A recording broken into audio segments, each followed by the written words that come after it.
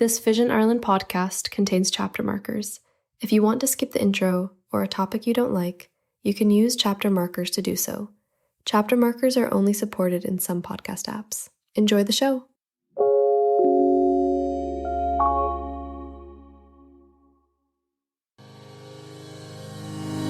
Welcome to Talking Technology with VI Labs. At VI Labs, we believe technology is the single greatest enabler for people with sight loss and all disabilities. If you're looking for the latest news and conversation on tech from a more accessible perspective, you've come to the right place. Yes, indeed you have. Hello gang, hope you're keeping well. Hope you had a good weekend. And welcome in to Talking Technology, episode 86. It hasn't been long since our last episode of Talking Technology. In case you missed it, we had Talking Technology Extra on Saturday. So you're getting loads of episodes of late. We were here last week. We were here on Saturday.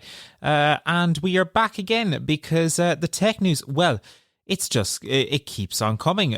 We have a packed show coming up for you over the next hour or so, because we'll be hearing all of your reactions about the Glide demo day in Dublin. In fact, it's closer to home. We will have your reactions on the Glide. Lots of you tried it out. There was loads of people came to the Wayfinding Centre on Saturday to try out Glide, and some really interesting feedback and thoughts on the device. We'll be hearing more of your thoughts in just a bit. And Apple's Worldwide Developers Conference kicked off last night. Kicked off at 6 o'clock Irish time last night on Monday. And we have our thoughts on that too. There is a total redesign coming to all of Apple's products on the software side. So we'll be telling you more about what's coming for iPhone, iPad, Apple Watch, Mac, TV, Vision OS, all of those things. We'll be talking about all that and more over the next hour or so. So please do stick with us. And hey, a reminder that we love hearing your opinions. We've loads of people's opinions on this show today, but we want more. So if you would like to get in touch with us, as always, there are loads of ways that you can do so.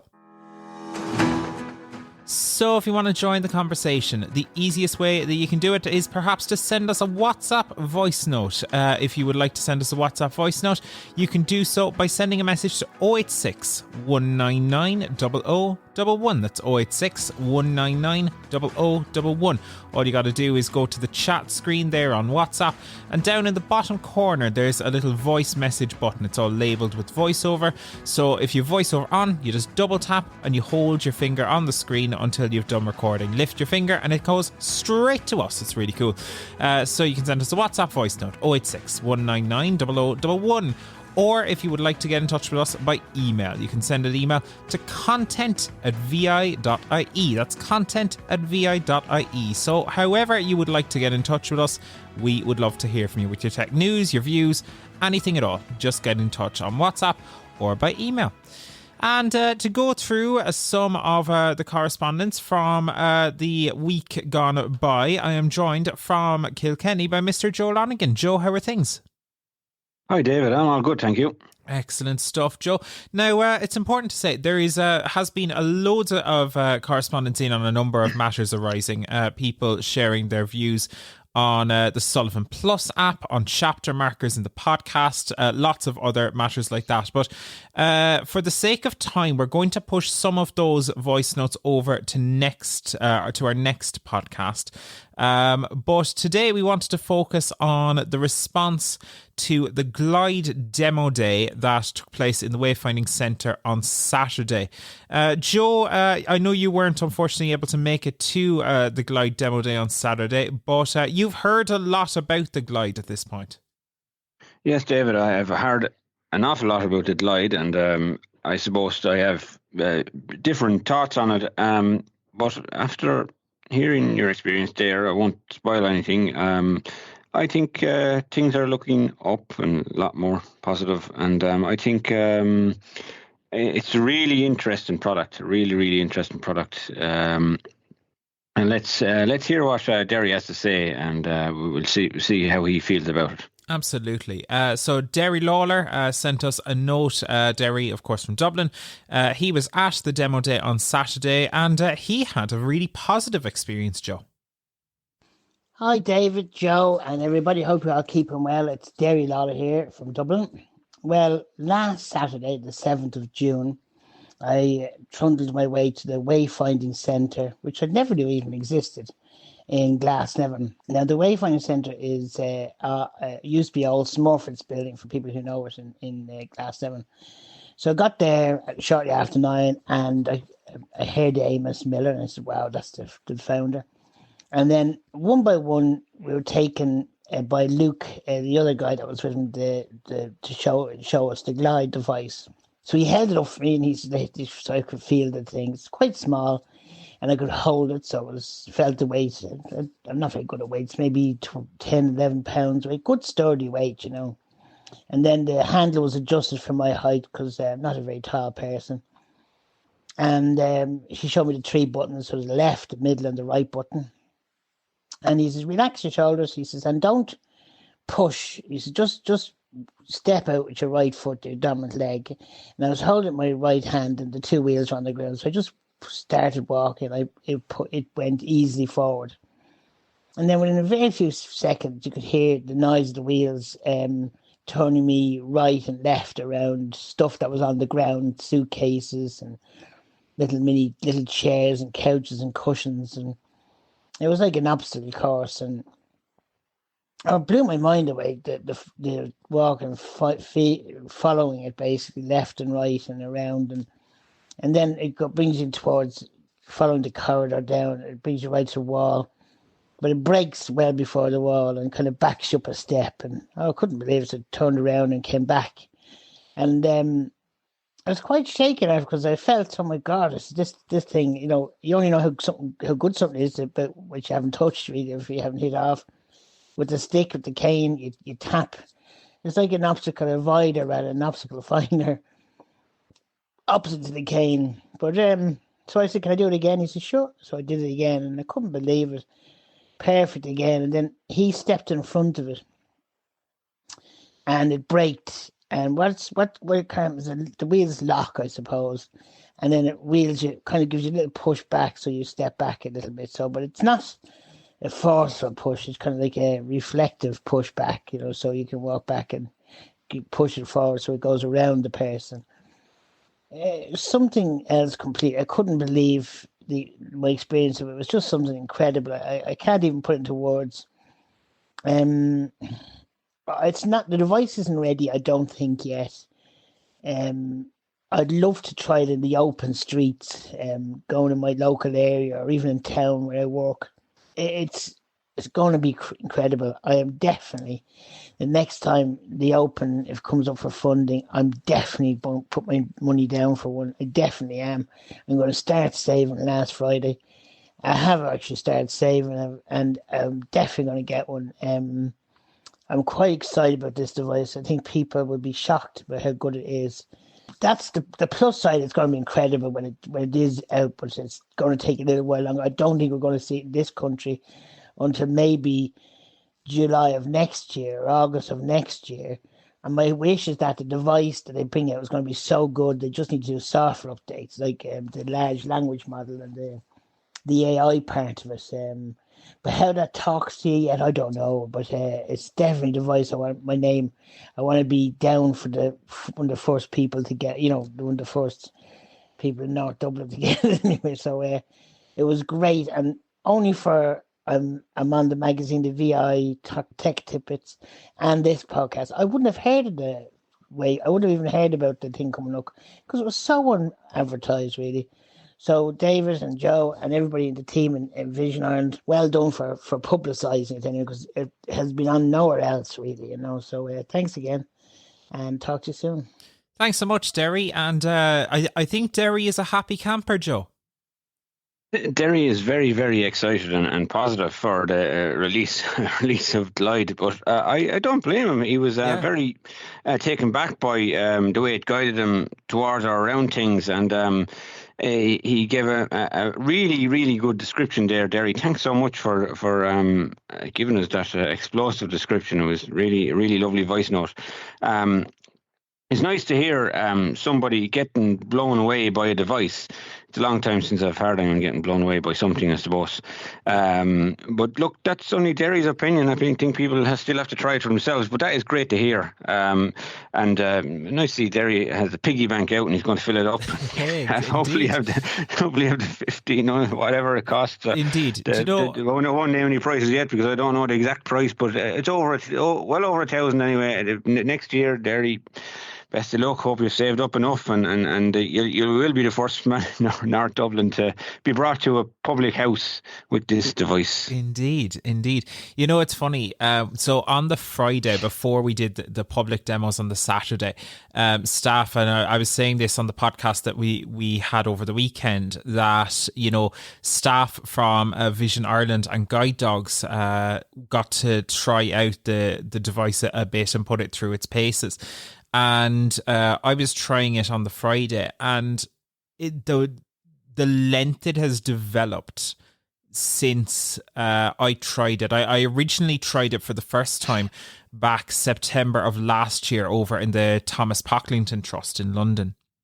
And then it, like, bluntly, it was like a remote control on a stick, a remote control car on a stick. And, it had a nice kind of tactile feel to it, but it was hard on the shoulders. There were a lot of different challenges to it. And I went in maybe a little cynical on the Friday and the Saturday, but it's come such a long way. One of the things that we did was we had a number of staff line up along an opposite wall to me, and they all walked towards me and kind of scattered and simulated a crowd. And the device just weaved through them. And similar to what Derry said, one of the staff from Guide Dogs just walked directly out in front of the device. And like that, it kind of just stops. And it felt to me very tactile. It was like... I'd hit something with a cane. But I asked the person, did that hit your feet or whatever? And they were like, no, it didn't. It stopped about a foot away from them. And for me, I've got to say, and like Derry, I think it's got a long way to go, in my view. I think there's still a lot of things that it needs to develop, but they're certainly on the right track. And where I went in cynical, now I definitely see the potential that, maybe this isn't going to replace my cane for me for a while. I definitely do see value in it in the longer term, because not everybody can use, for whatever reasons, be they, practical, cultural, whatever. Not everybody's able to use a guide dog, Joe. So, there are a lot of advantages in that respect as well. No, I really think that Leidens are doing a great job in the development of this product, because they're listening to user feedback, and whatever issues they have had, they seem to have improved them and changed the curve, so the curve is going from, I suppose, a straight line up to a positive line, so people are starting to get the feel for how this device is supposed to be used now, rather than, as you said, it felt more like a remote on a stick the last time. Now you were getting impressed by it as well, David. So I suppose the way they're going about it is definitely the right way. User feedback from a blind or vision impaired community is the only way to develop a product like this. I think you can't beat getting some feedback from people like Derry and the other Vox Pops that we're going to hear soon. So I think it's great to see this in development and be close to the product when it's getting developed like this. So I'd have confidence that they will get there and develop a suitable product to hit the mainstream blind community. Absolutely. We should always say that, we always kind of say in Vision Ireland that, don't, if you can avoid it, don't spend your money before you get to try something like this. These are very expensive devices, and they are creating a lot of hype. The Glide devices, it's creating a lot of excitement for understandable reasons. So just be careful. Don't just, throw your money at something until you're sure that it is for you. So that may mean, waiting, having patience with it a bit. I'm definitely not buying one just yet, but it is definitely an exciting one. So as I said, lots of people came to the Glide demo day on Saturday in the Wayfinding Centre, and after people tried out the device, I managed to catch up with lots of them to hear their views, hear their thoughts on what they thought of the device. Some had really positive perspectives. Some raised some really interesting questions. So here's what happened when I caught up with a selection of the gang that tried the Glide device on Saturday. Bobby, you've now tried Glide for your first time trying it. I suppose before I ask you how you found it, were you sceptical coming in? Very sceptical. I think if anyone has used a mobility aid before, be it a cane or a guide dog or whatever you feel most comfortable using, you're going to have run into various issues in the past. And I think that this is a brand new tool that we're going to be able to use in the future. There's definitely an air of skepticism, but I think it's because it's brand new and we're all kind of, who's the new kid, Sure. So now that you have used it, do you still have that skepticism? I think it's really good that the Glide team are here and they're kind of doing the rounds in the UK and Ireland and getting the users' feedback and input. I think it's really exciting that we're going to be able to have a say in how this is shaped and built for the future, because it is going to be quite personalized, I think, towards the individual user. So the fact that we're getting a say in how it's made, I think will be really, really beneficial in the future. So it's not that I'm still skeptical, but I think there's a long way to go. But I think I'm optimistic for the future that they're being so open and open to various partnerships, like with the different users and stuff, and all of our opinions. You can tell that they're really valuing them, and we're asking questions, they're asking questions, and there's a real kind of desire for actual understanding of what both sides wants. You're a guide dog user primarily at the moment. Do you ever see a future where you're primarily a Glide user? I think there are pros and cons to both. I think this would be if you're able to have this on the side, if you're someone that travels a lot. That's something that I keep on coming back to today, because you're not going to need to bring a week's worth of food with you for the Glide, Yeah. Or you won't need to find a spending area in the airport, or say I could bring this to Portugal, for example, whereas I don't particularly want to bring my guide dog to Portugal in the middle of summer. That's just my own preference. Yeah. Everyone does things differently, but I think this would be a really beneficial tool if you're someone who is doing a lot of air travel, traveling kind of on land, train, bus, car, however you do that is doable with a guide dog. Not that the air travel isn't, but I think this would be a lot less cumbersome, in my opinion. But I think that's definitely where it would come in for me personally.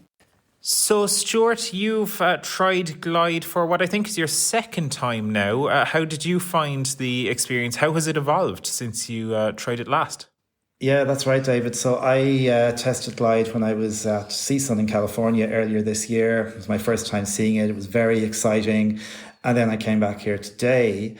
And I suppose if I was to compare the experiences, today it felt more consistent. In California, it was a little more jerky. The turns were very pronounced. But today I was walking what I felt very naturally, as I would with my cane, pretty much at the same speed as I would with my cane. Following Glide as it turned me gradually without that jerkiness. It just felt very nice, and there was an element of real freedom that I got from it. Could you see yourself using the Glide in a serious sense as a primary mobility aid in 3, 4, 5 years' time? I would like to think so. I'm very much currently thinking about Glide in a safe space like we are today at the Wayfinding Centre is really exciting. I'm wondering about Glide in the centre of Dublin city, where I almost feel society needs to understand Glide. Society understands what a guide dog is, what a white cane is. And I think there'll be that transition, and maybe it's us getting comfortable with society's perception of a new mobility aid. But certainly I'm very excited. I think my cane will still be in my back pocket for a while, but I'm very excited about it. Jade, you've also tried Glide before. This is your second time trying the device, I think. So how did you find it, and how has it evolved for you? So when I tried it back in March, in CSUN, it would have been very, very different to the experience I had today, in that it was just very twitchy, I'd say, and it pulled a lot more. But today it was definitely more seamless. It guided you around the obstacles. There was it didn't have to think. It just, you went around it, that was it. And then it stopped at a dead end. When it breaks, then it pulled you back. So you still have to think as well for yourself. Do I need to go this way or that way? Mm-hmm. So it's, it's definitely, it's a fantastic product. And I think once it's finished, it will definitely be one to watch. Interesting. So you're a guide dog user. There's a lovely little guide dog at our feet here. But in 4-5 years time, do you see yourself potentially being a Glide user, and in what context? I think for me, my preference has always been a guide dog. I just like that companionship. But I think if I was, say, if for whatever reason that I couldn't get a dog or whatever, I definitely would favour having a Glide device. But I also think being able to use your cane as well is no harm, just as we were previously talking about before, being able to find things that you might want to know what it is. So I think having some way of finding what might be in front of you instead of going around it as well is always good. But I would definitely, yes, I think using Glide in the future would be definitely on my list. So Sarah, you have now just tried Glide for the first time. I suppose, what were your impressions of it? So I am a guide dog user, and I have never really liked using my cane. I've used the cane since I was about 1.5, but I've never liked using the cane because of that. I've always found a guide dog to be an obstacle avoider, whereas I find a cane hits into obstacles, and I just don't like that in terms of mobility wise. And I found the Glide device was very much in between the two, in terms of, I think the dog has a bit more autonomy, which I like, and based on what they were saying about the progression of the Glide device, that will probably get in time as well. But at the moment, I found it's very much between the cane and the guide dog. So I wouldn't substitute out my guide dog in terms of I wouldn't replace my guide dog, but I would definitely find in situations where I can't bring him and it wouldn't be suitable to bring him, I would definitely opt for the Glide device over the cane. I found it initially very, very interesting to use. So Glide over cane, but not yet over guide dog? Yes, for me personally. Okay. And you also raised a really interesting point that I think, it's probably a very early stage to have this discussion, but it's a valuable discussion nonetheless. But you mentioned a concern that you would have around, in the future, are we going to see more refusals of guide dogs, or that becoming almost more acceptable as alternatives such as Glide start to take off? Yeah, so I already, you do get a bit of difficulty sometimes bringing your guide dog into places, and refusals in taxis, or say trying to get the dog on an airplane can sometimes be quite difficult, and you have to jump through hoops and whatever. And I wouldn't want there to ever be a scenario where they would, say, restaurants or taxis would be allowed to refuse guide dogs on the basis that there is an electronic alternative. Because I would find that, there's always going to be situations that a dog can navigate that, say AI wouldn't necessarily, just dynamic situations that can just change, and, living in, public spaces and just the general environment, it's so changeable, and there's like very little standardization. And I find, you know, AI might be able to manage that, but I wouldn't want to be forced into, I wouldn't want the choice to be taken away from me, because I am a guide dog user. I have been a guide dog user for over 7 years, and I will continue to be a guide dog user. Will I eventually get one of these glide devices? Maybe, possibly. There is also the cost element in terms of the Irish guide dogs are very, very kind enough that they charge €1 for a guide dog, whereas these devices are quite a bit more expensive, and there will be a subscription fee, which might be, you know, a barrier to, say, economically disadvantaged people. So a guide dog at this moment in time would also be the more affordable choice. So I definitely feel like the choice should not be taken away from us based on, you know, dogs' access rights and stuff.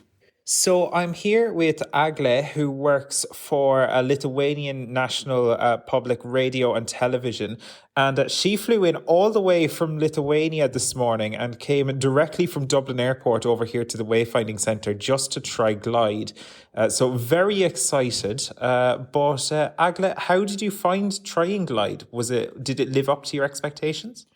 Oh yeah, it's amazing device. I felt like a sighted person. First of all, I was really I was felt something weird because, you know, robot guides me, but after a few steps, I just like sighted people. I can go through obstacles safely. I can go fast because I like fast walking, and that's why I really waiting for this device in order to safely go through obstacles, to safely cross the street, to safely find the safest way for me. So you're super excited still after trying the device? Yeah, actually, I'm much more excited when I was before, because I saw that device is really lightweight, and also it's quite small, because I thought that how, for example, go with plane, how to pack that device. And yes, I saw that it's really small device, really lightweight device, and and it's really easy to pack, easy to put somewhere if you don't need to use it. It's easy to understand device, how it goes, how to, and it's really fine thing for me to go fast. I just tried to go really fast, and you know, sometimes I feel really weird. It's like people who leads me fast and suddenly turn and go through obstacles, and it was really interesting experience. But and I cannot believe that I can go really fast.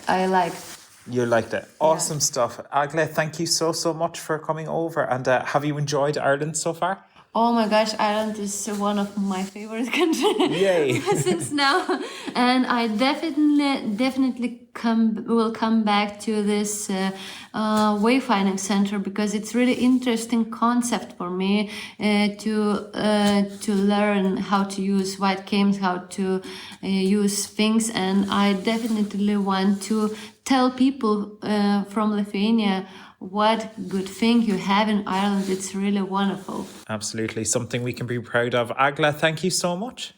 And there you have it. It's always great to hear the perspectives from a wide variety of voices. So thank you so much to everyone who shared their views after trying the Glide device. Lots of positive reaction in there, and some questions too. Joe, was there anything that stood out to you from that? Or really interesting perspectives? Well, I suppose stood out for me, I'm not sure. I just thought all the comments were all trending towards the positive end, whereas before, when I've spoke to people about Glide, it was more like, it's okay, it's a long way to go. Where I think everybody's seeing now that it's kind of got the potential to hit the finish line, you know. Yeah. and people can see themselves using it. I think the lady, is it Sarah, was the third lady, had the guide dog. Sarah or Jade both have guide dogs. Yeah, Sarah. It was after Jade. Yeah, Sarah. She mentioned that it might be something she'd use on occasion. But unfortunately, I think if you do go for this kind of device, it's a landmark purchase, and there's also a subscription. So I don't think it's one of those devices you would use on occasion. It's either going to be your primary navigation aid, or it's not. You know what I mean? To a point, like, I think I could see a scenario, right? For example, where I think, to Sarah's point, like, you know, with travel or on a plane or something like that, that maybe, you know, you almost have, like, let's say you get to an airport in a taxi, for example, and then maybe, you know, this looks like something like, you know, a glide setup or something like that, you know, where, you know, you just rent a glide like you would rent a car or something like that in different scenarios. Or perhaps you use it maybe to, in time, guide you within an environment like a shopping centre or something like that. I think there are scenarios where I would understand Sarah's point, but I think to your point, definitely considering the price of it, you would certainly, like, you couldn't afford, at least most people I don't think could afford, to spend the money. I think they're talking around $1,500 and then a $30 a month subscription, which is quite steep. Yeah. Like, so David, yeah, that's where my point comes in. Like, I mean, if you go to the developer with one of your great ideas there of rented glide, of course, maybe if that was an option, I could see that being a runner, what Sarah was talking about. Yeah. But if you, unless you have a bag full of resources, I mean, I don't think you use it as a secondary device. It's either going to be your device or it's not. You know what I mean? Yeah, but saying that our idea is does have merit. It definitely has a lot of merit. It's just there has to be another way of purchasing it if that was the case. I mean, there's always the possibility that down the road you'd see government subsidies for things like this in a similar way to how things work with guide dogs currently, you know. But to your point, yeah, you are right. I don't think anyone could afford to be spending 30 quid a month on this thing and, you know, not using it, you know, like in a similar scenario. I put my IRA subscription on pause because it just, I was like, I use it, I absolutely use it, and I see great benefits in it, but I only use it when I'm traveling for work. So like, and the amount at which I'm traveling for work, it's just not worth it for me. And I think Glide, it's going to be a similar balancing act for people, isn't it?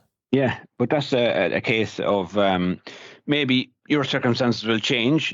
You can click go on that subscription again, and then maybe your circumstances might change again, and you can click pause on it. That's a great, I suppose, ability to have at your fingertips. But yeah, look, I think there will be changes down the line, different price model, different ways of buying items like this, and look, I think everything that came from the demo on Saturday has, to me, sounded very, very positive. And look, hopefully there'll be even a competitor down the line of Glide. Look, they can see the merit. If people are positive about devices like this, we can see more coming on the market, more developers coming out there.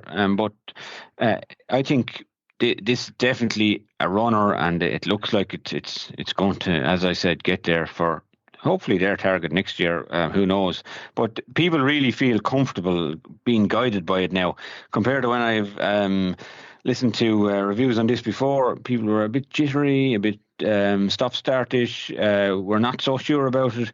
Whereas now it seems to feel a lot more natural in the hand, David. I get the feeling from what all your interviewees have said. Yeah, it absolutely does start to feel quite natural. I was surprised how quickly I felt relaxed with it, which is not what I expected, and how quickly I found myself trusting it, which is a different experience for me as a cane user. I'm used to having to trust myself, so trusting a device was slightly different.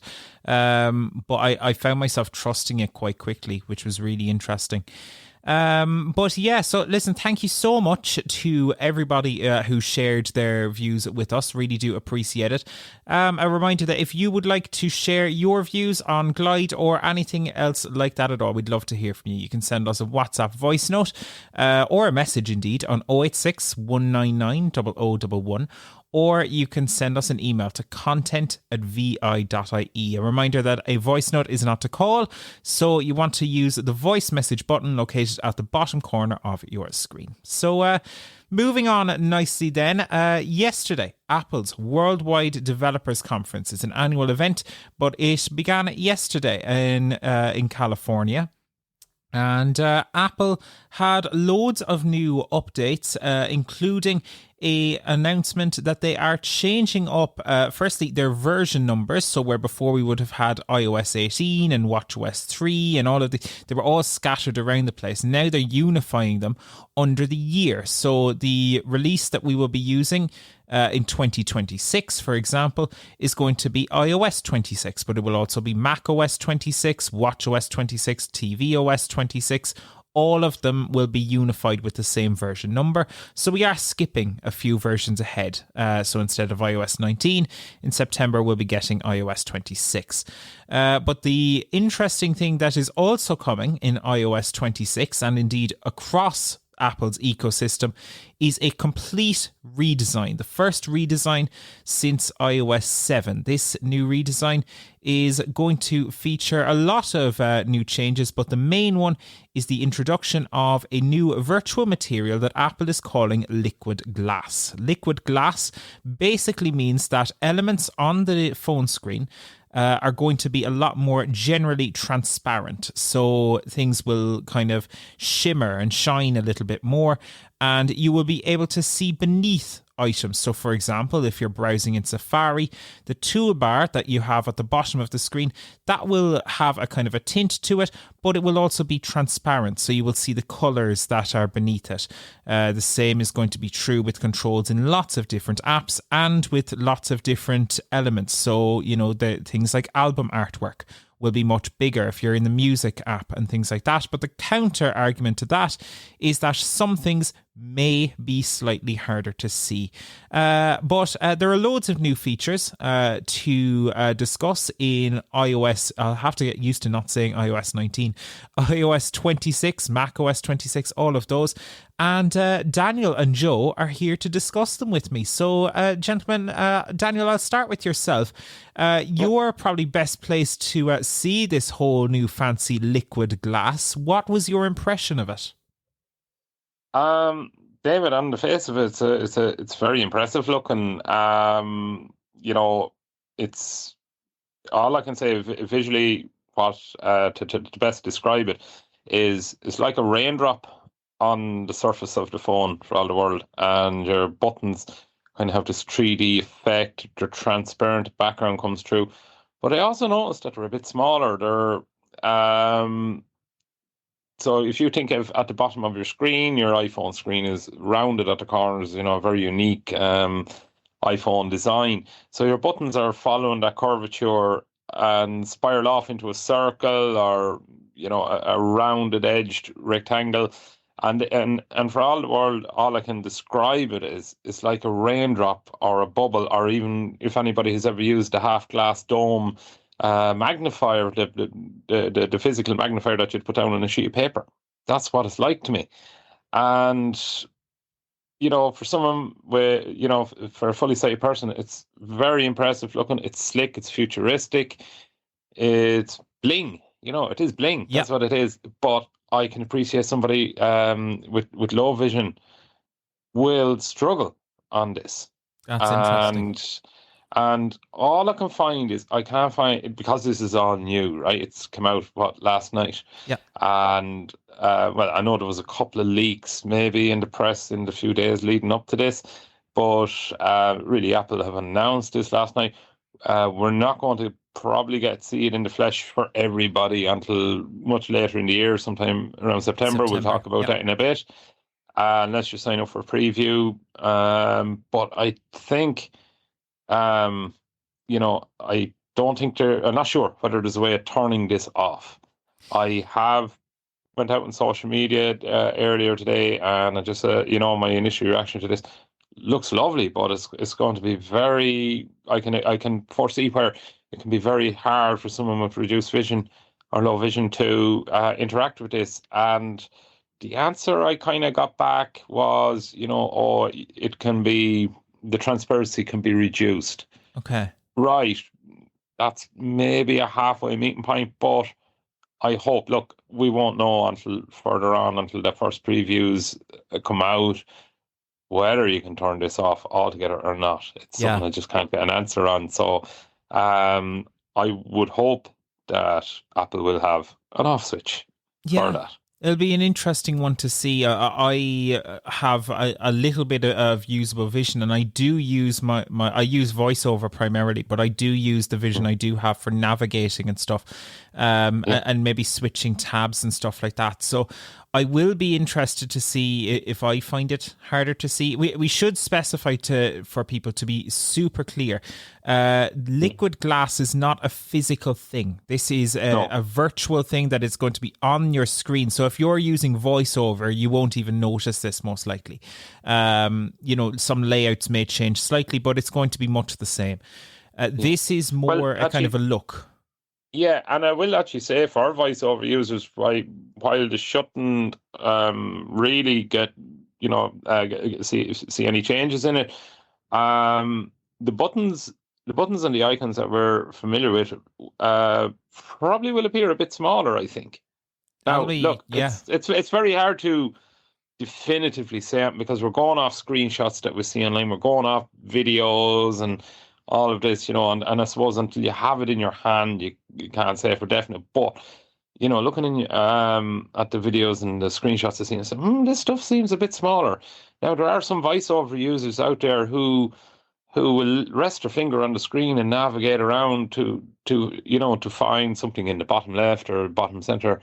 And if that button is that little bit smaller, it's just less real estate for VoiceOver to interact with. Yeah, absolutely. So that's just, no, I'm not trying to scaremonger or frighten people or anything like that.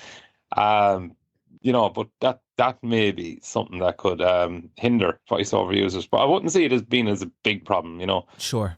Yeah, it's going to be interesting. This new liquid glass design, it's going to be rolling out across Apple's platforms. So that's iOS, iPadOS, macOS, tvOS, visionOS, which kind of had this already to a certain extent. And also watchOS as well is getting this new kind of transparent look across all of its software. It's a virtual design. It's how things look on the screen. It's not a physical thing, but it kind of replicates glass, and Apple are calling it liquid glass. So something that time will tell as to how much we can customize it, how easy or indeed difficult it is going to be able to see.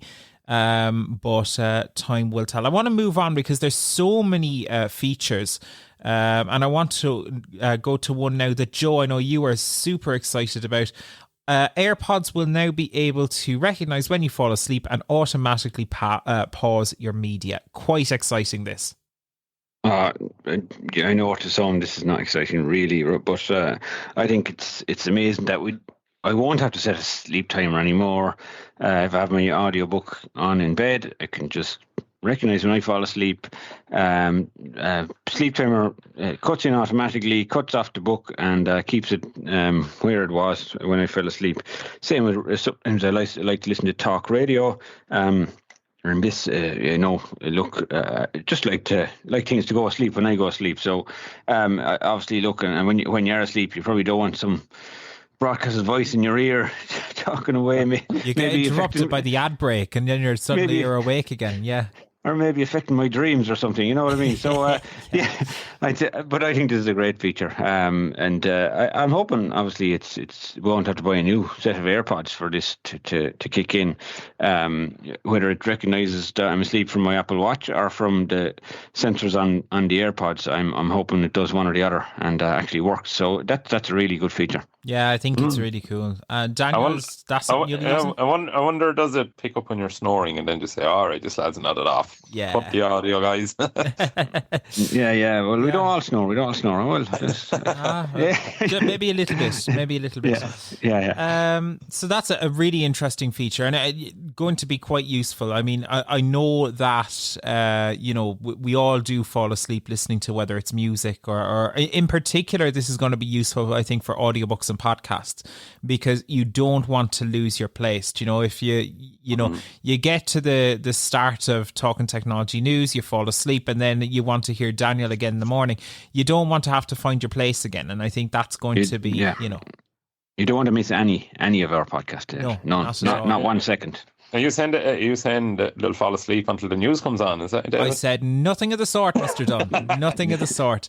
In other news, live translation is coming to calls, texts, basically all of those kind of communication aspects of Apple's devices. Joe?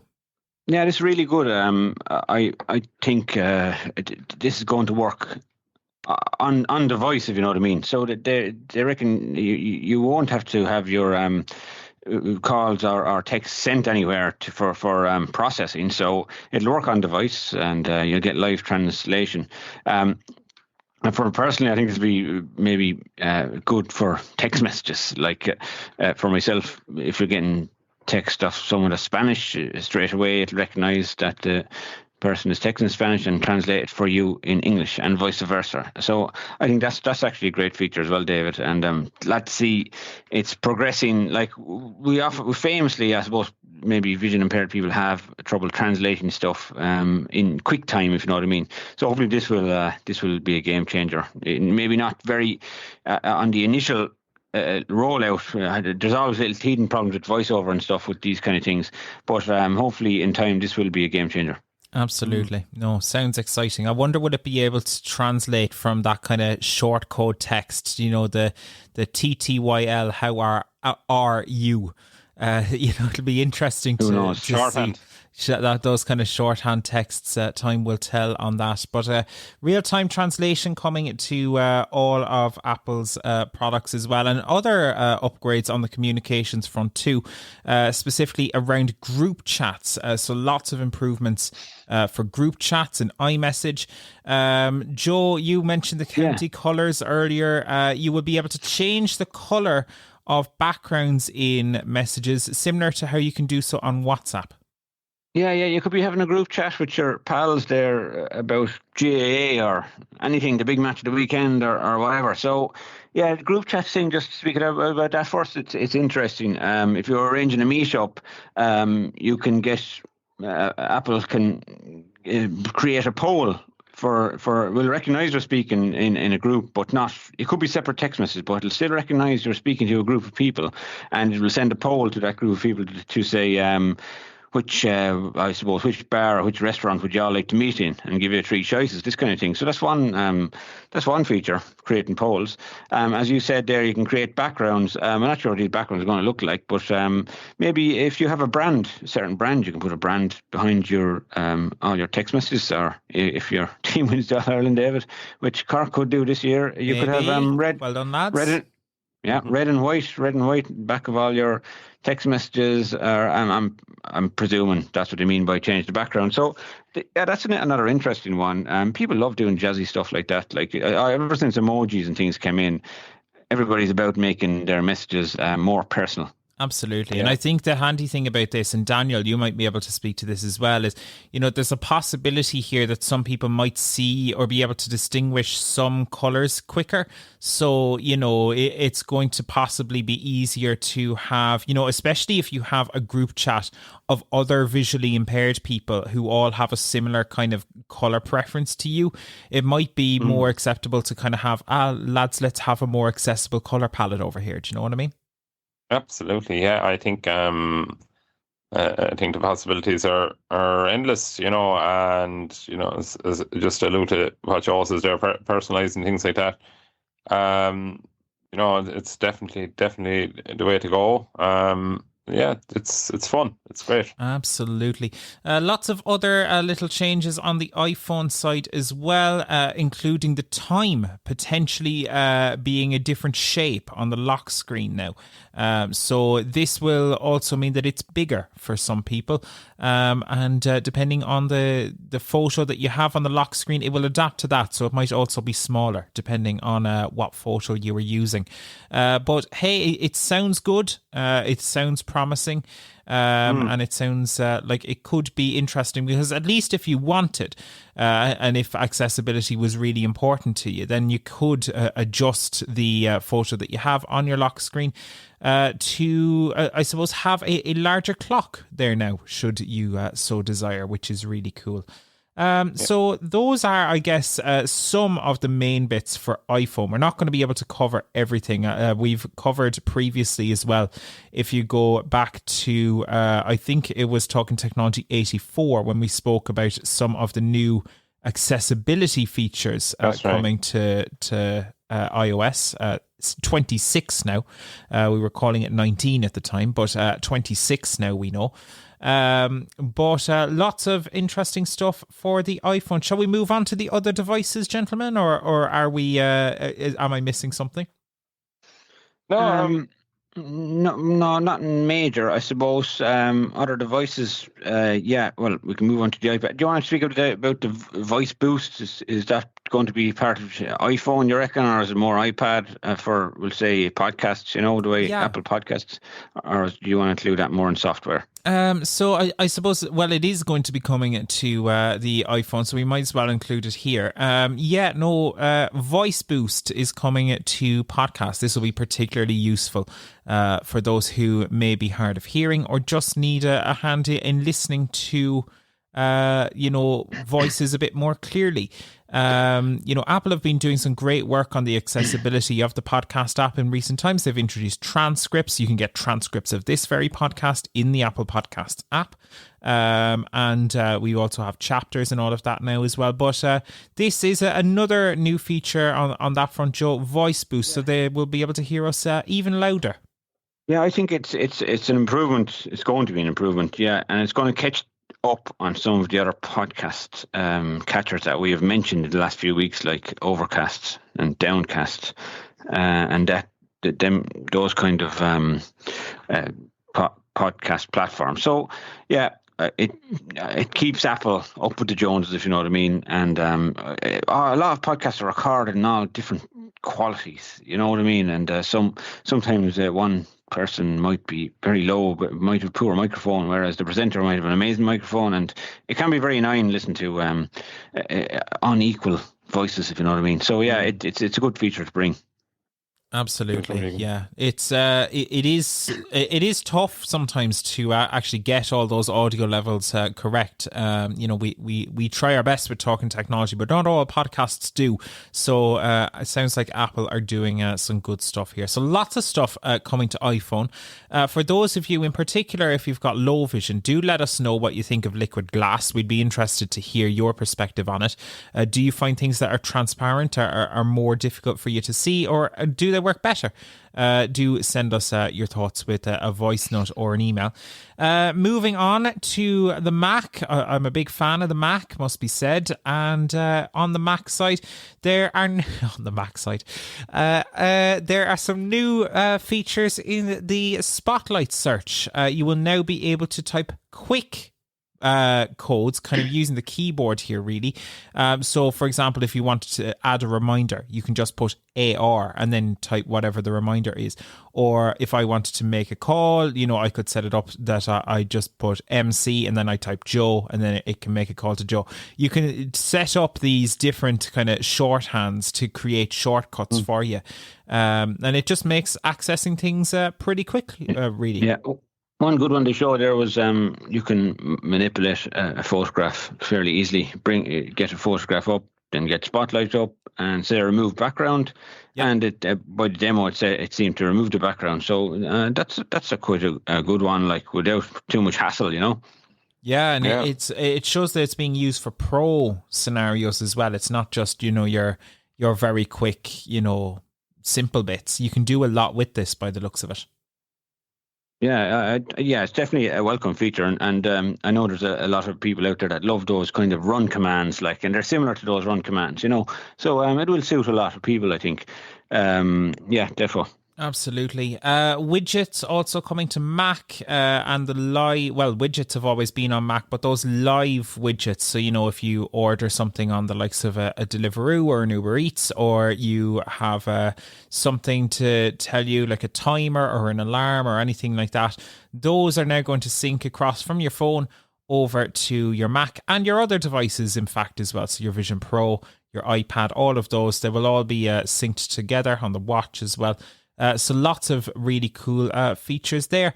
And there are some really nice things on the Mac as well around files, but we'll chat more about that in the iPad section, because the updates, I think, this year to iPadOS 26, these are huge updates for iPad in a lot of ways. And Daniel, I'll come to you on this first. An upgraded Files app, and with that, a complete redesign of how things work with Windows on the iPad and how you interact with multiple apps at once. Yeah, no, I do have to say, for me, these are two very, very impressive things to come out in this WWDC, and I suppose the iPad OS users are going to definitely see the benefits from this. There is more flexibility in the Files app, right? So what you can do with that is you can now drag and drop files from one folder to another, which I think is absolutely fantastic. It brings kind of some of the Microsoft Windows experience into the iPad. You can also now pin a folder. So let's say, I'm thinking from our service user point of view, you've downloaded books from the Bookshare website. You want to kind of store them all in one folder. It's nice to be able to have that folder as a shortcut from the dock, so you can go straight to your books. So that's cool. Yeah, that's definitely one huge feature I think is going to make life so much easier. Whether you're an avid reader of leisure books, or whether you're in school or in college and you need to quickly access where all your books are. You might not like the idea of bringing your books into a specific app to handle them. Maybe you like to have your EPUBs open up in the native iPad Apple Books app instead of maybe something like Dolphin Easy Reader. This gives you more freedom to do that. So I think it's very, very good development in that. Also the windowed I guess app layout, if you call it that. Yeah. It's trying to struggle for how to describe this. It's not Microsoft Windows, no, but it does make Windows out of your apps, if I can say that. You can have multiple, just like Microsoft Windows, you can have multiple instances of programs open, and they're all displayed, in like a windowed version. Similar to what it does on Mac OS. It's more along that lines. So it's brilliant. Switching over between different open apps, I think, is going to be more fluid. You can maybe have 3 or 4 bits open at the one time. It definitely just brings more of that PC feel, the desktop experience, to the iPad. I'll be interested to see if they allow you to have 2 instances of the same app open at once. I've been trying to find that, and I'm not getting an answer. Because again, my earlier point, this is all new. It's going to be kind of, when we get in our hands, will we be able to do this, or will it be something that it'll be released without the ability to do that? But there will be often when something like this new comes out and people say, well, hold on, why can't you do this with it? And Apple go, okay, right, next update, bang, it's there. Maybe that's an iOS 27 feature. Or 26.1. 26.1, that's true too. You mentioned there, some students in particular wanting to work with, maybe it's EPUB, but they want to do it using the native apps. Yes. There is going to be a new preview app for PDFs. This is making the jump over from the Mac to the iPad. You will be able to make basic edits to PDFs natively on iPad. Now, this is really nice, I think. Yeah, well, you can do, probably not in file preview mode. You have to open the file. You can do your edits to PDF as well. But yeah, if you had something quickly to mark up, on a PDF that you needed to mark up, that you could do from the preview window, I think that's fantastic. Yeah. It's a step further than I think most other operating systems out there.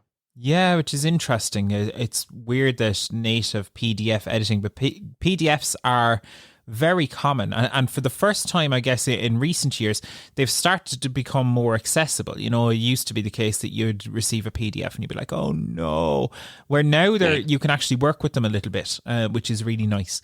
But definitely an interesting one. And Joe, if I come to you on this one as well, the phone app is now making its leap to the iPad. Again, long overdue. Oh, yeah, about time, yeah. Brilliant phone app coming to iPad. And many people have asked me in the past, why is there no phone app on the iPad? And I would say, well, you have FaceTime, but you can only call other Apple users on FaceTime. So the phone app coming to iPad, brilliant. Has your call history and all that stuff in it as well. So it's going to be more or less the same as the app on the iPhone.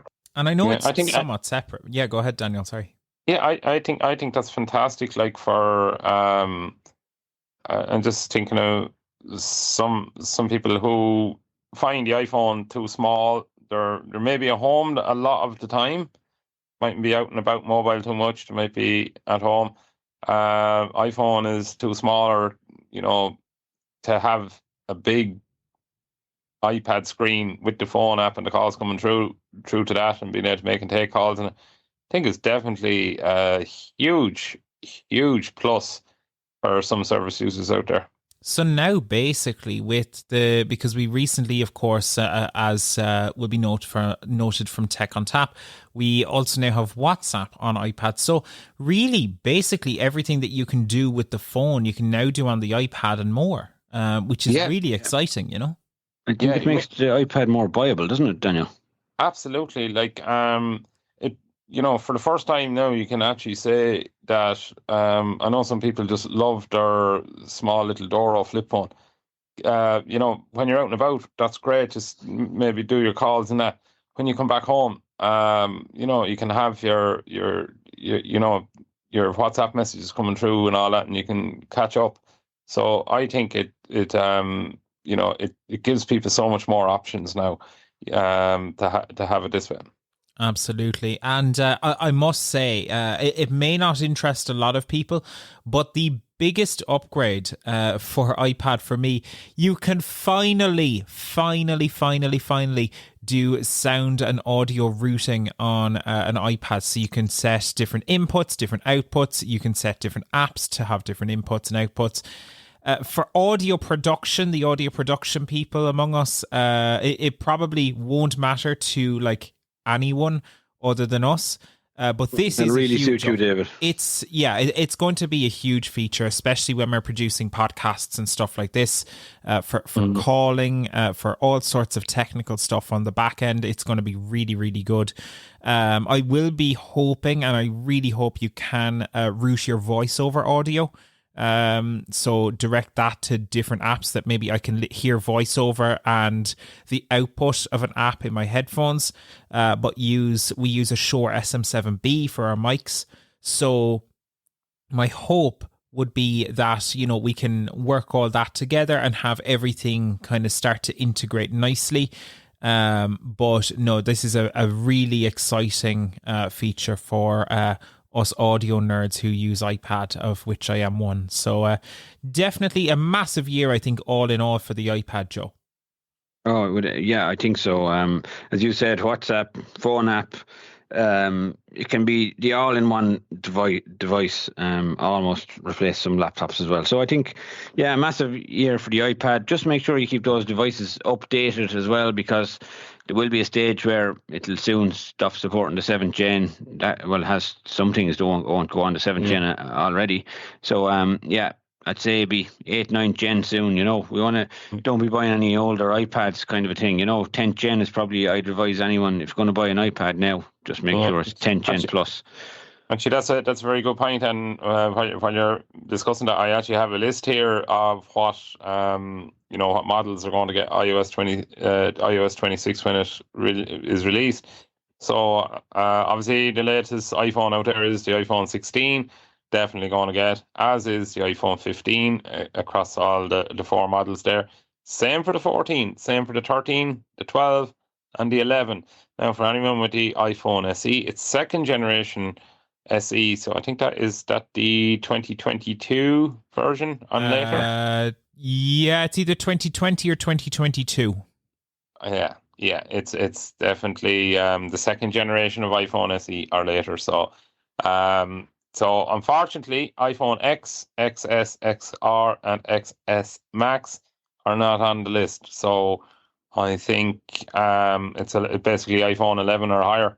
Yep, time to be looking for some upgrades for some people, unfortunately. But yeah, that's the game. You can kind of, like, my Apple Watch doesn't receive upgrades anymore, but like that now, I'm hoping to upgrade in September, because she's getting pretty slow, unfortunately. It's you tap the screen and a second or two later you might hear the time if you're lucky.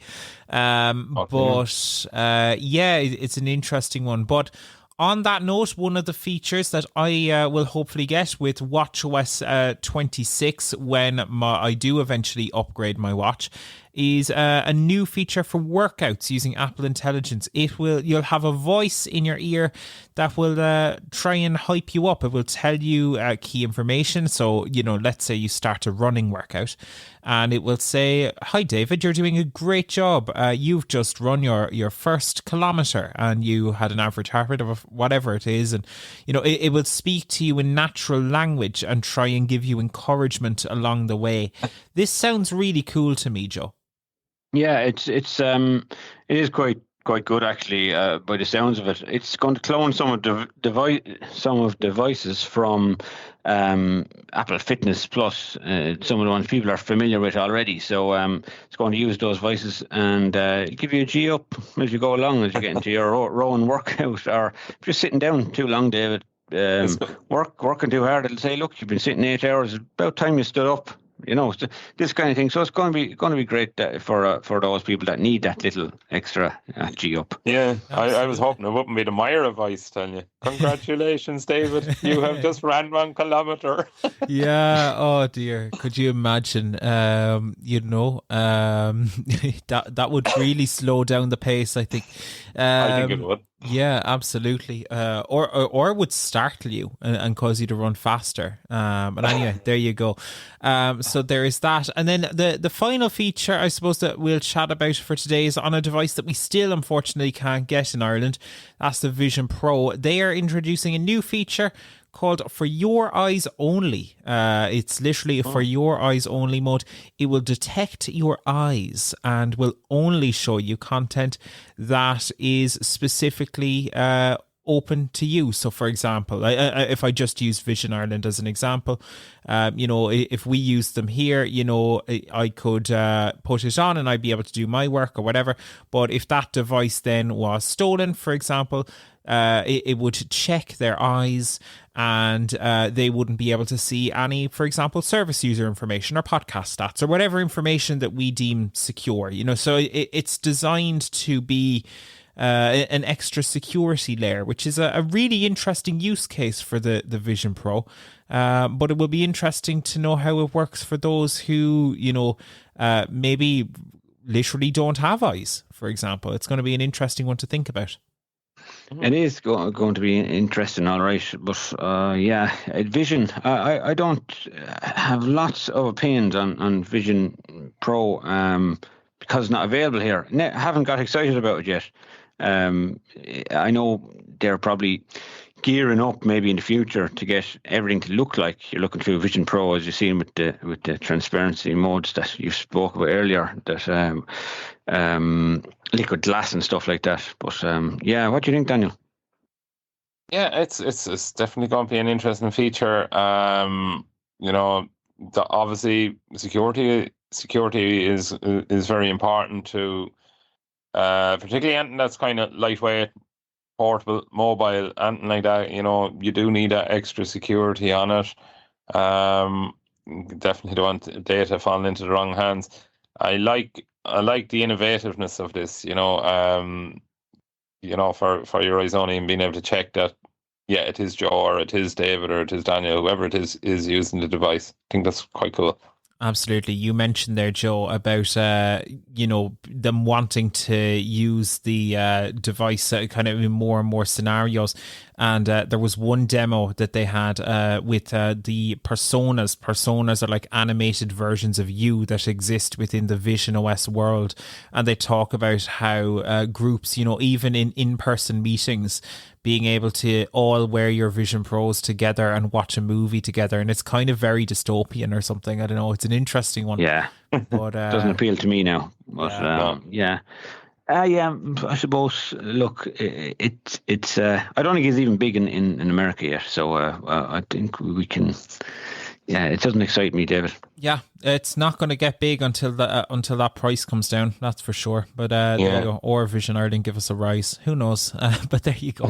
Hey, listen, thank you so much, gentlemen. Just one more point, David. Sorry, just before we exit the talk on it. Even though all this is unveiled last night, and it's going to be gone by last year's date when iOS 18 hit. It's going to be roughly middle of September. Last year it was 16th September when iOS 18 started rolling out. So we're probably looking at in and around that date where everyone on that list of devices I read out earlier is potentially going to see iOS 26. Now, I think you yourself, David, am I right in saying you often sign up for the beta previews of it? Yes, sometimes. I don't. I should say this is not recommended for the general public. It's specifically designed for those of us who are willing to test things that are broken. Some developers will have access to this as of today or as of yesterday, Irish time, I guess. But I won't be in the first batch. I may use the public version in time. We'll need to get permission from Mr. Colin Kenny to get it on the work device again. But definitely do not do it on a personal device. Use it on a backup device if you're going to do it at all. And just be careful, because there is often bugs, especially when it comes to accessibility bugs. I know people have had serious issues with voiceover on Apple Watch testing betas in the past, for example. So just be aware of this. This is not a big health warning with it. Yeah, unless you're absolutely very tech savvy, you probably shouldn't sign up for the beta previews and just wait for the general release.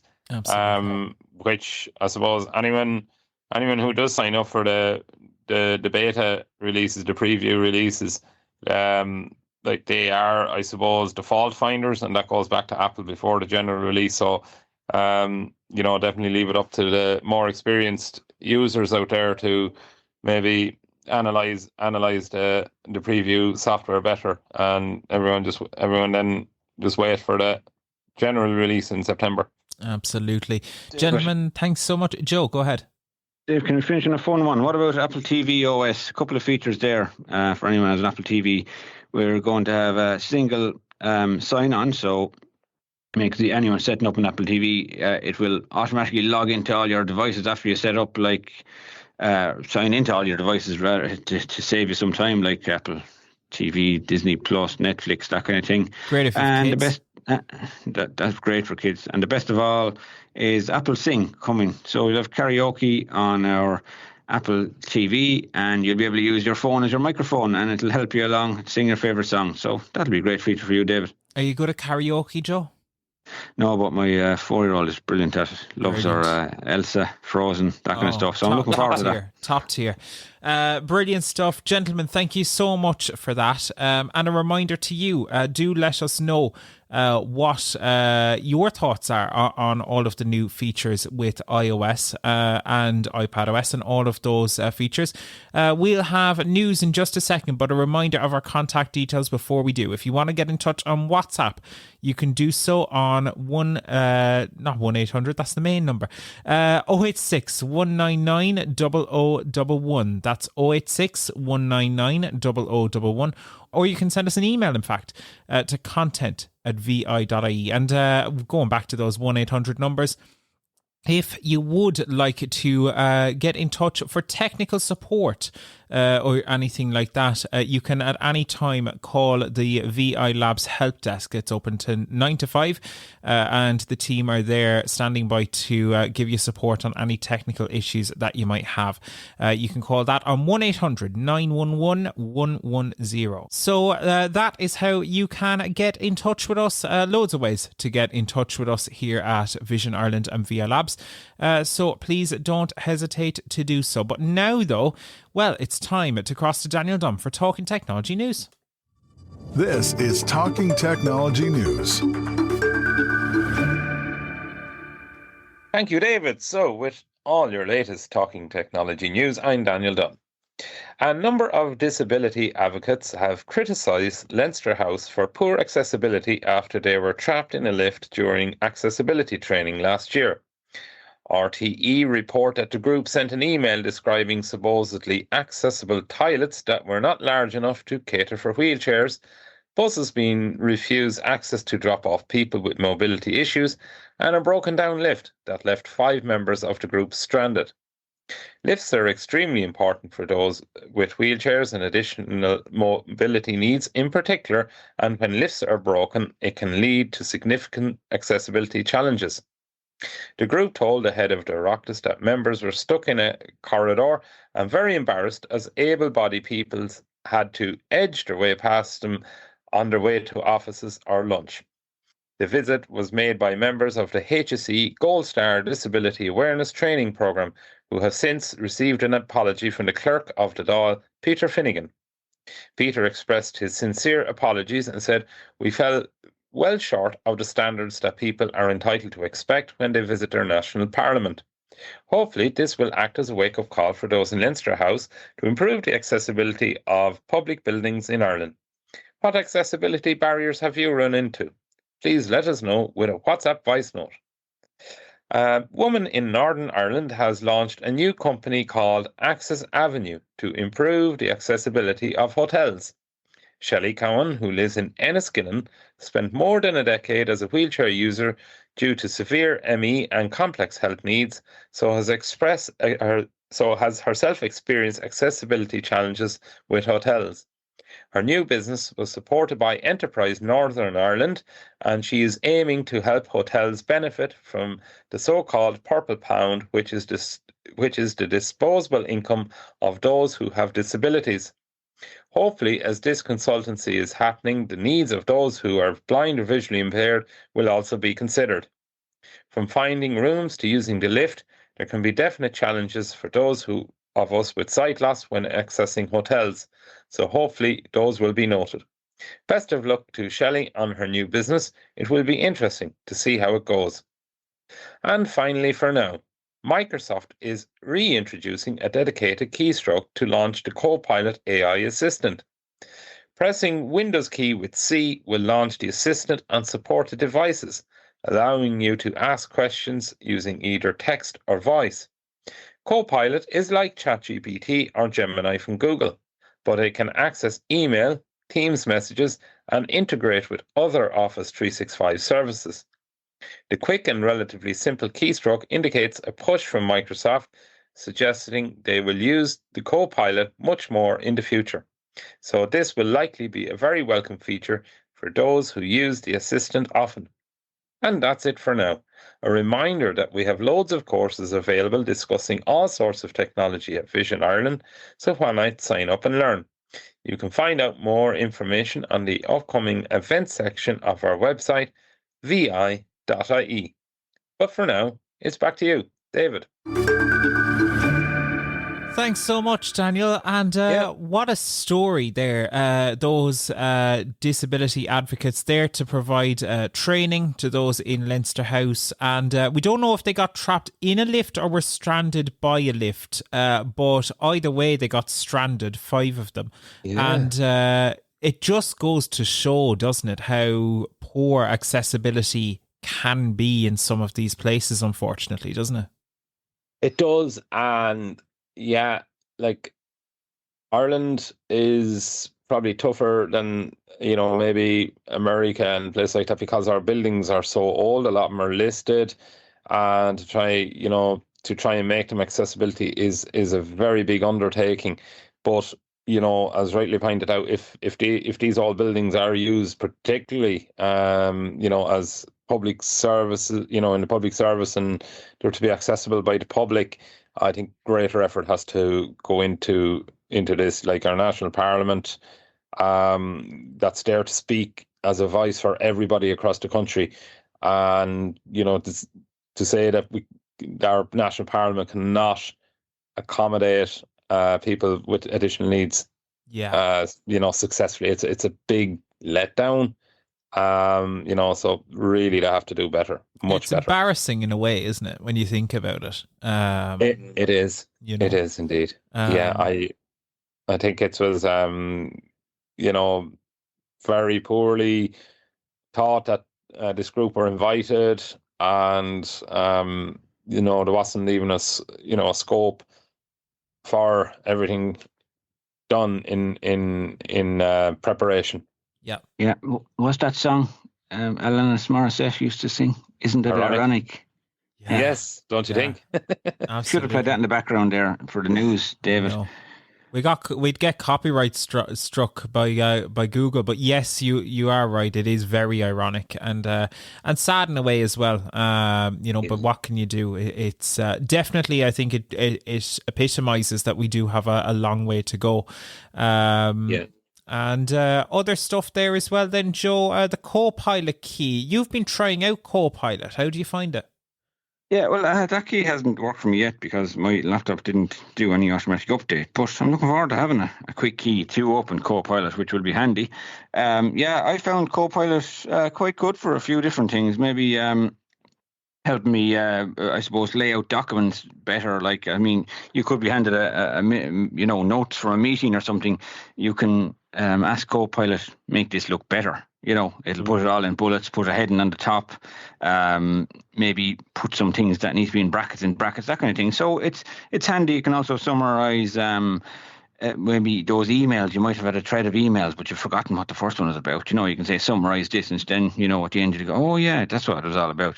So there is handy things it can do. You can do all the usual fun things as well, like write poems about little subjects, Paddy's Day or whatever you're interested in, and it can jot up a quick poem for you. So there's loads of stuff you can do with Copilot. It is new enough. We're only getting used to it, but we're looking forward to chatting to people soon about AI and ChatGPT and stuff. And myself and Chris will be doing a little quick talk on the 24th of June as well. So it's quite interesting, David. Absolutely. Just saying, another interesting thing is that keystroke Windows C used to launch. Can anyone remember? Cortana. Oh, yeah. Right. That's what it was. There you go. Cortana. So it's a resurrection of Cortana. Well, the child of Cortana, we'll call it Copilot. Absolutely. So Cortana originally came with the very first Windows 10 1504, 1509. When Windows Key and C used to launch Cortana, but Cortana was horribly, I don't know whether it was just my accent, but just never understood you. Yeah. And now it seems poor Cortana has been brutally killed off. I noticed that some other Copilot commands have co-opted some of the keystrokes from the Microsoft Power Tools. So that's interesting as well to note.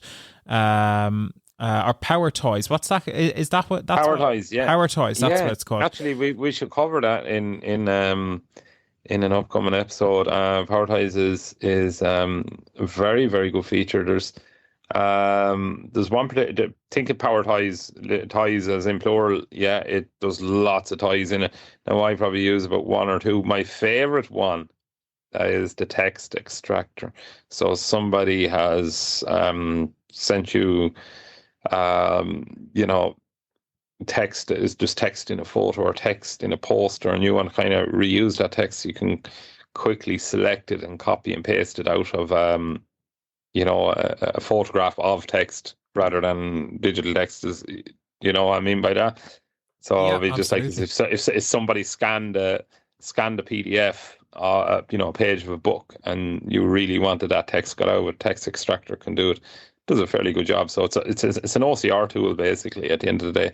But it's brilliant. Like, you can just select the text and copy it into the clipboard, paste it into Notepad, Word, wherever, and you have it. There you go. There you have it. We'll do something on that in the future. We absolutely will. And I think we did touch on it before in a newsletter article as well, I believe. So there are resources online, but definitely a podcast in that one of these days. We might have to revive the quick picks section for that one. But Daniel, thank you so much. Joe, thank you so much. And thank you so much for listening. We've had a bit of a longer show, a packed show today. So thank you so much for sticking with us. A reminder, if you want to get in touch with us, you can do so on WhatsApp 086 199 0011. You can send us an email to content@vi.ie, and we have loads of resources on all sorts of other things here at Vision Ireland. You can sign up for our Tech on Tap newsletter or any of our upcoming training courses, including that one that Joe mentioned with himself and Chris. That's coming up later in the month. You can sign up for that on our website too. And there is a whole lot more online, so do visit our website vi.ie. But for now though, thank you so much. Hope you've enjoyed this increased frequency of podcasts. Do let us know what you think. Should we be doing this weekly? Dare I say it? Do let us know any of the thoughts that you have. You can send us a contact by WhatsApp or email. And for now, that is our show. Thanks for listening, and we'll see you very soon for another episode of Talking Technology with VI Labs. See you then. Thanks for listening to the Talking Technology podcast with VI Labs. If you'd like to support our show, please visit vi.ie/donate. Talking Technology is proudly sponsored by IA Labs, the market leader in digital accessibility services. IA Labs, digital inclusion, your legal obligation.